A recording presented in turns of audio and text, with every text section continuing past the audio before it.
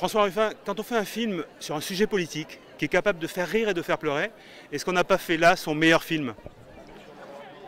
Moi, c'est mon objectif en tout cas qu'il y ait toujours le rire et les larmes, qu'il y ait de la tendresse et qu'en même temps ça ait un côté canular.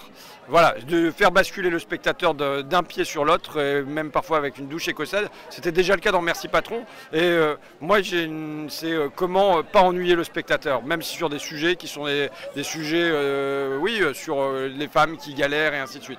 Bon, bah, j'espère avoir réussi ça, vous me le confirmez, tant mieux, quoi. Avec Gilles Perret, hein, qui est le co-réalisateur du film. Alors, il y a un moment culminant dans le film, hein, c'est quand les femmes reprennent le pouvoir, je ne dirais pas comment ni où. C'est une façon de réinventer la politique, de dire, regardez, on peut reprendre le pouvoir, elle vous appartient cette politique, donner le goût de la politique à tout le monde, c'est ça votre ambition? Moi, en tout cas, il y a un mouvement que j'aime bien dans le film, c'est qu'au début, c'est moi qui prends la parole à la tribune pour les femmes de ménage, notamment de l'Assemblée nationale. Et ensuite, on a les femmes de ménage qui viennent se confier à moi en catimini.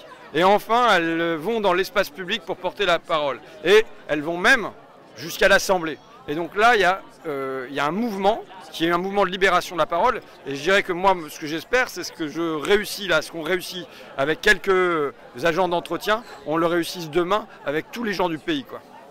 Alors, dernière question. Il y a une réappropriation de la parole et du débat et une reprise en main de son destin, quoi. Alors, dernière question, plus politique. Pour 2022, entre l'extrême droite et l'extrême argent, pour 2022, il y a quoi? François Ruffin ou François Ruffin? Il y a l'extrême humain, je pense. Et c'est ça qu'il s'agit de porter. Que ça soit les gens avant l'argent. Et que, vous voyez, quand je pense qu'il y a 10 jours, on a encore filé 500 millions d'euros supplémentaires dans un truc qui s'appelle le Carry Back pour les grandes multinationales à l'Assemblée, et que ces 500 millions auraient suffi pour que toutes les accompagnantes d'enfants en situation de handicap du pays se retrouvent au SMIC. Bah là, il y a un vrai choix.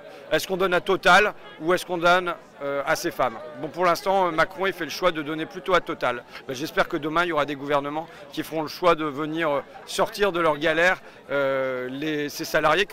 C'est quand même Emmanuel Macron qui disait il faudra se rappeler que notre pays repose tout entier sur ces femmes et ces hommes que nos économies reconnaissent et rémunèrent si mal. Malheureusement, un an après le premier confinement, rien n'a changé. Donc j'espère que demain, la priorité, ce sera pour elles.